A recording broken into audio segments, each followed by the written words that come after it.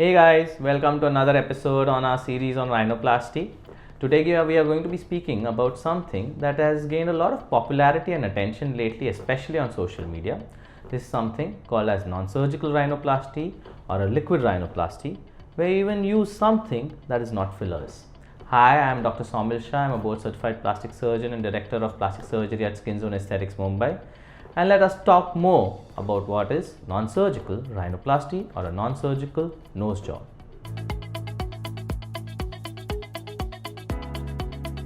When we speak about non-surgical rhinoplasty, one thing that is very frequently associated these days with it is what is called as liquid rhinoplasty. Liquid rhinoplasty is where we make changes to your nose using a filler, which is basically like a liquid gel, and hence it is called as liquid rhinoplasty. Coming to what are the changes that we can actually make with a filler or for a liquid rhinoplasty, are very minimal compared to a surgical rhinoplasty. So not all patients can be treated with non-surgical techniques. The patients who are most commonly treated with these technique of non-surgical rhinoplasty or liquid rhinoplasty are patients who have problems in the center of the nose. So things like a bridge of the nose that is too low, or a bridge of the nose that is just slightly elevated, and we want to camouflage it by putting more filler either on the top or on the bottom. Things where we need to just subtly rotate the nose tip a little bit or make it slightly thinner. These are the things that a liquid rhinoplasty can achieve, or what we can achieve with a filler. It is important what kind of fillers we use. These are of course especially what we use are not permanent fillers, and so they won't last lifelong like a surgical rhinoplasty. They last anywhere between 1.5 to 2 years, if you're lucky, sometimes more, depending on what kind of a filler is being used. We need to use fillers that are of good quality and that can actually lift your skin up. So again, these fillers which are heavier are a little more expensive. One very important thing that you need to know with a liquid rhinoplasty is that you have some blood vessels in your nose. These blood vessels, if the filler gets into them, there is a chance that you may have what is called as blindness, where here we have to be very careful, and hence you need to get this done by only someone who has been extensively trained, like a plastic surgeon or maybe a dermatologist who knows about the anatomy of your nose. Don't get this done by novices, because this is something where not just the result but also the side effects are catastrophic. So be careful.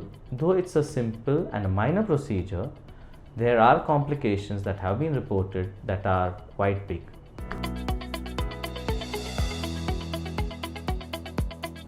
So liquid rhinoplasty has gotten a lot of attention. There is a second mode of non-surgical rhinoplasty that we do is by doing what are known as barbed threads. So you must have heard about thread lifts being done for the face. These very threads we can use for the center of your nose. Again, what do we use these threads for? They cannot be used for things where you have some deformities and you need correcting. They are just camouflaging. We put them from the tip of your nose into the bridge of your nose and into the bottom of your nose, and this can help with a few things such as making the bridge of your nose sharp, taking away some irregularities, giving a bit of a elevation to the bridge if it is very low. We can raise your tip again a little bit or make it a little more prominent and sharp. These are the things that we can do with threads. The advantage of threads over a filler is that the side effect of maybe blindness that can happen with fillers is not there with threads. But of course, the precision that we have with a filler is much more.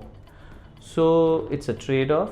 It depends on what you want and what you need corrected, that we can offer you both of these things.